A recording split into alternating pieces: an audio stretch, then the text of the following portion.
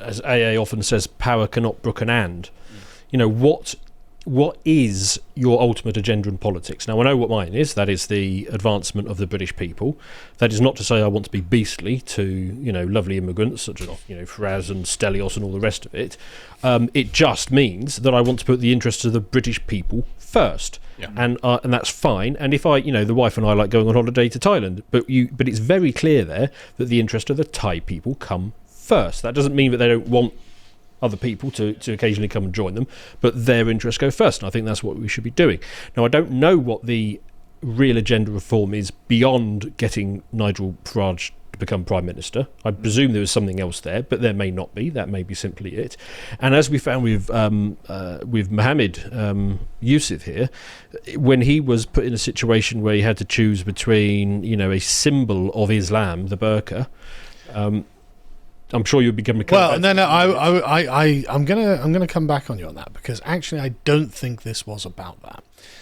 But we'll get to that in a minute if that's all right. Because sure. I think that actually your point about the narcissist is the most pertinent one here. Because I think you're exactly right that the narcissist is also a very good flatterer.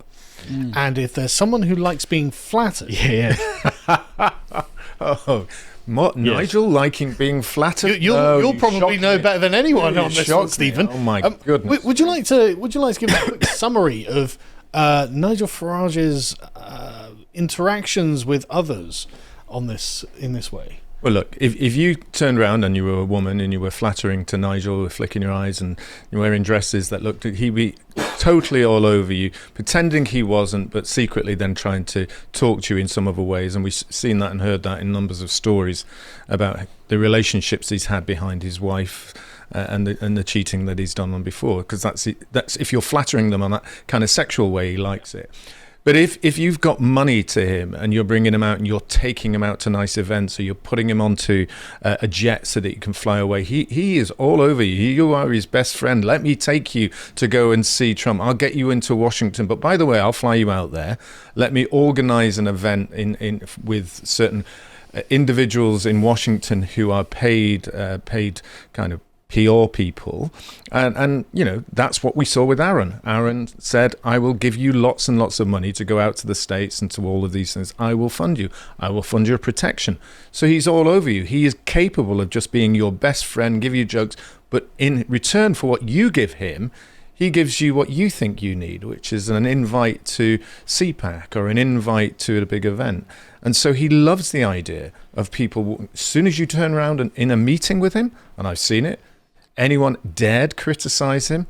I remember one meeting in Brussels where he demanded that we all sign up to a European Union project where it was called a trust, where we would sign up for this trust with the European Union funding, and the European Union would fund it based on how much that we would also contribute, and they would get more as well. And we'd take party money and it would be elevated, and then he'd just have the right to spend it. And I questioned him, are we looking at how the rules were being used on this to what we could spend it on? And we would all be personal liable. Have we had anyone to look at that? Of course we've looked at it. Of course we have.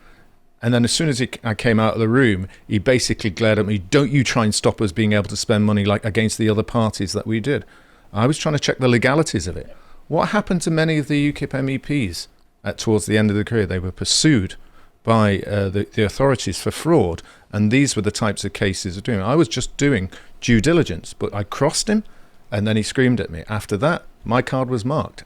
Anybody that ever spoke against him that had the card marked. And he would go out to destroy them as Absolutely. Well. And so you've got on one hand a very socially aggressive character in Nigel Farage who likes status and flattery.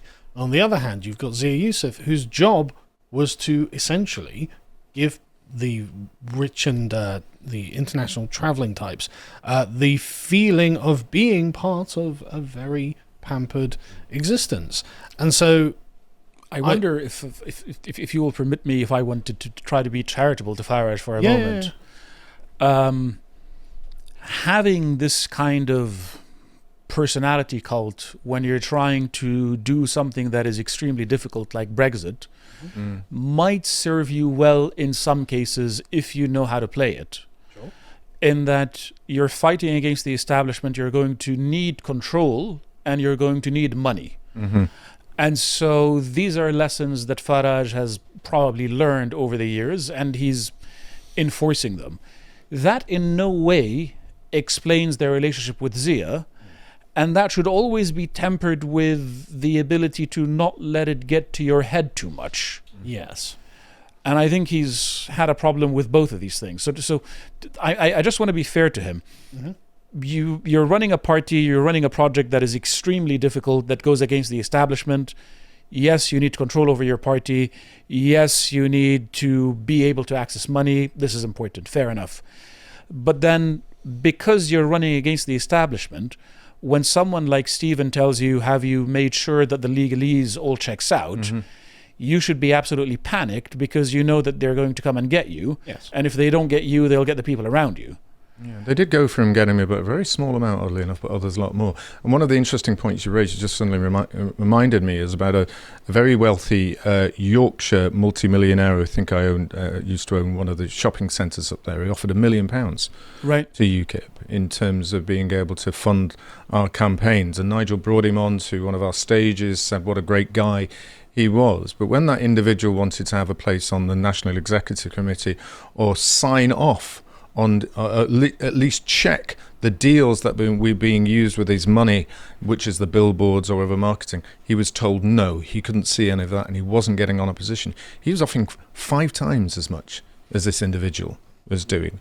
And then he was dropped as quickly as possibly could when the guy wasn't getting, when he said, "I'm not. You told me I could get it, now I'm not, so you're not going to get the rest of the money." So you have him being a control freak for understandable reasons in some cases. Of course. And then Zia Yusuf shows up, and all of a sudden that goes out the door. Well, Zia and he gets Yusuf's 50% and executive chairmanship. But remember that Zia Yusuf's promise is, I will deal with all of this for you. Right. Like, that's what his job was. That's what his company is. It's like, look, you give us money and we'll take care of all the rest. Don't worry, everything's fine. And this is where I think the flattery of the narcissist comes in.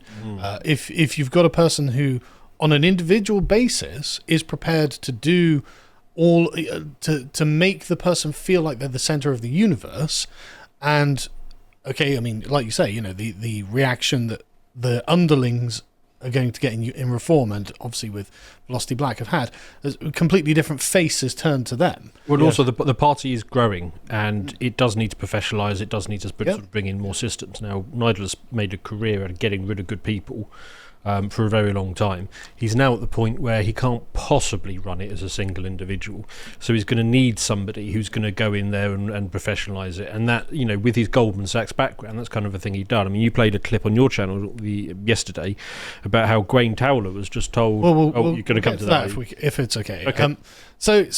So I think there's something about the relationship that Zia has cultivated with Nigel that has given him the aspect of a kind of sultan's vizier. As in, like, Nigel is at the top of a very large and possibly unstable hierarchy, and Zia has come along and said, look, here's 200 grand. I can take care of all of these problems for you, because that was my job for a decade. Look how much money I made doing this.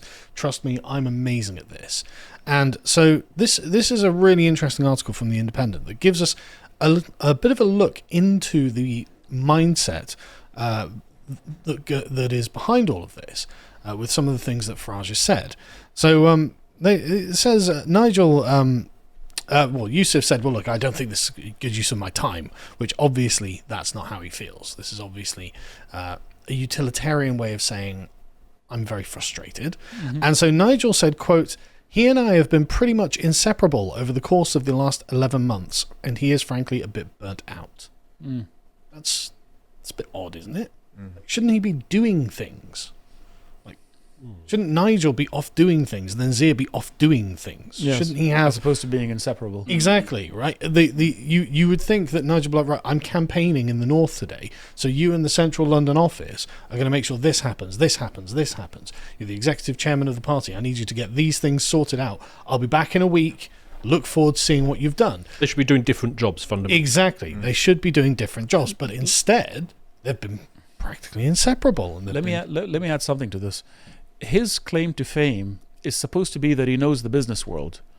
And so if you're preparing for a reform government, what you're meant to be doing is what Labour were doing before the last election, which is setting up meetings with businesses, understanding what the business community wants from you, trying to figure out how to implement that in terms of policies, while also keeping in mind that there's a nativist movement that wants a better deal for itself, and figuring out the correct policies that reconcile the interests of big business, which is where Zia is supposed to be, and the working class, which is where Farage is supposed to be, which is where Farage is supposed to be. So there should be this sort of complementary pieces of work going hand in hand that are separate pieces, with Zia's priority being, how am I dealing with the business community? How do I get the big money to feel safe enough with a reform government? Yes. And to keep the economy going after reform takes over. That should be his priority. If you enjoyed this piece of premium content from the Lotus Eaters, head to our website where you can find more.